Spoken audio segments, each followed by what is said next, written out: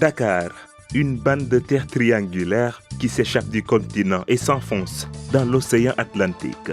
Une portion de terre qui fait 550 km², l'équivalent de 0,3% du territoire du Sénégal, mais qui concentre 3 600 000 habitants, c'est-à-dire 23% de la population du pays.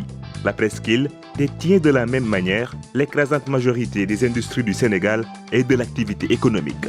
Le dynamisme de Dakar se traduit par ce flux important de voitures dans ses différentes artères, car Dakar concentre aussi la majorité des véhicules circulant au Sénégal. Sur un parc de 566 000 véhicules, les 375 000 ont été immatriculés à Dakar. En plus simple, 2 voitures sur 3 au Sénégal sont censées rouler dans la petite presqu'île. La concentration est impressionnante, 681 véhicules par km² à Dakar et seulement 1,01 par km² dans le reste du pays. C'est ainsi, en toute logique, que les bouchons, les embouteillages soient ostensibles dans les routes dakaroises, pendant les heures de pointe notamment. Dans certaines artères, on se croirait dans des mégalopoles chinoises ou japonaises, tellement ça n'avance pas. Mais les embouteillages sont observables dans presque toutes les grandes villes du monde, entraînant de lourdes conséquences dans l'économie avec un excédent de dépenses en carburant et surtout de temps perdu par les différents usagers. En 2011, le coût des embouteillages est estimé à 6,5 milliards d'euros à Londres, soit un peu plus du budget du Sénégal de 2018. À Paris, le chiffre augmente à 9 milliards d'euros et il explose à Los Angeles avec 17 milliards d'euros. Au Sénégal, il est difficile d'évaluer les conséquences des embouteillages sur l'économie car il n'existe pas encore d'études publiques sur la question. Cependant, la voie de dégagement nord, la fameuse VDN qui permet de rallier la banlieue dakaroise au centre-ville, va nous servir de témoin pour évaluer quelques dommages économiques. La VDN fait 6 km et en moyenne sans embouteillage, une voiture la traverse en 8 minutes. Mais pendant les heures de pointe en semaine, on y passe bien plus de temps. Le matin, aux alentours de 8 heures, les voitures qui quittent la banlieue pour le centre-ville, ils passent de 30 à 40 minutes. Le soir, c'est le sens inverse. C'est le moment de quitter son lieu de travail pour rentrer à la maison de 17 heures. À 20 heures, les voitures peuvent y passer jusqu'à 40 minutes et même parfois plus. Les automobilistes qui l'empruntent ainsi pendant les heures de pointe peuvent y perdre jusqu'à 1h20 par jour. Cela fait 26 heures le mois et ainsi 12 journées entières par année. En termes d'apport individuel au PIB du Sénégal, c'est un manque à gagner de 16 900 francs CFA par personne qui emprunte la VDN pendant les heures de pointe. Il s'y ajoute des dépenses supplémentaires en carburant pour les automobilistes. En temps normal, la traversée de la VDN requiert en moyenne 0,84 litres, soit 583 francs CFA. Avec les embouteillages, c'est triplé, 2,232 litres et ainsi donc 1550 francs CFA. Et pourtant, ces embouteillages liés en grande partie à l'augmentation importante du nombre de voitures au Sénégal et à Dakar auraient pu ne pas avoir lieu si la législation, notamment environnementale, était respectée. Beaucoup de voitures pourraient être interdites de circulation et moins de voitures signifie moins d'embouteillages.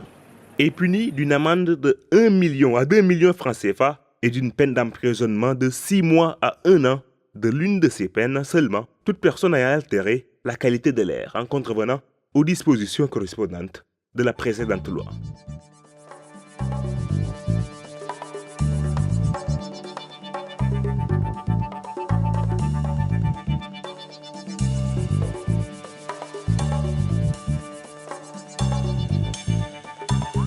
Garab bi moom noonu la jamonoy maam la daal lu yàgg la. Pour yow war nañ ko ne daw ba léegi. dañuy góone sax garab dañuy góone. Ba ñaata at? Moom daal day góone moom xaw nag ba yaaram mais day góone rek. màggat na de waaye am na yu bees yu ñëwaat de gaa yaa ngi defaraat oto yi de màggat na de waaye nag booy xool da ngay gis car rapide boo xam ne day am état gis Njaga Njaay bu am état des fois ab Tata romb la da nga naan lii sax Njaga Njaay yee ko mujj a waaj loolu am na. mais bu oto yi beesoon saxaar yi du génn. ku gëj a wiide sa oto moom dina saxaar oto boo ko dawalee lu mat weer vidéo ko huile bi day dee moo waral mooy saxaar. Tant que ça peut rouler, ça va rouler. L'idéologie en général de bon nombre d'automobilistes sénégalais. Altérer la qualité de l'air, c'est pourtant le quotidien de beaucoup d'entre eux. Dakar frôle parfois le pic de pollution. Sur une échelle de 4 couleurs selon le centre de gestion de la qualité de l'air, le niveau oscille souvent entre le pire et le moins pire, le rouge et l'orange. La responsabilité des automobilistes est du moins engagée. Combien sont-ils à altérer la qualité de l'air de Dakar? Il sera difficile de trouver un chiffre exact, mais si on se fie aux standards internationaux, les voitures de plus de 15 ans sont celles qui polluent le plus. Dans une ville comme Paris, depuis le 1er juillet 2017, elles sont interdites de circulation du lundi au vendredi de 8h à 20h. C'est l'équivalent de 9% du parc parisien qui est touché par cette mesure.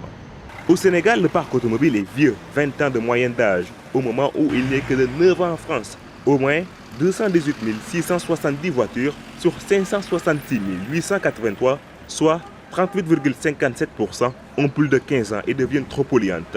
Une voiture sur 3 au moins pollue plus que les normes de pollution requises au Sénégal. En circulant, elle violerait ainsi le code de l'environnement. Mais jusque-là, sans qu'aucune sanction ne leur soit infligée. La pollution de l'air est due en très grande partie par les automobilistes et elle est responsable d'une partie non négligeable de la mortalité à l'échelle mondiale.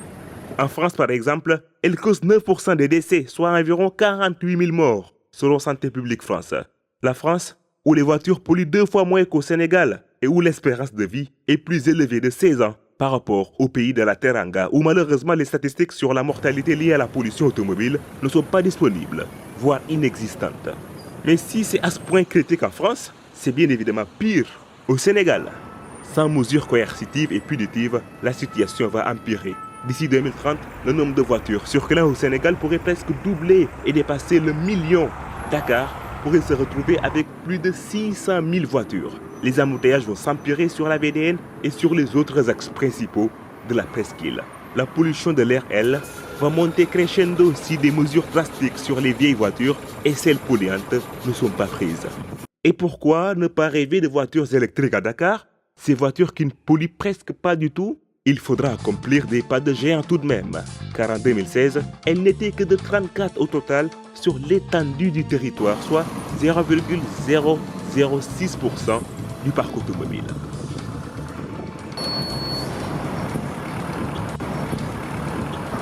Les projets du train express régional et les bus rapid transit devront cependant améliorer la qualité du transport en commun et pousser peut-être les vieilles carcasses de ferraille à la sortie.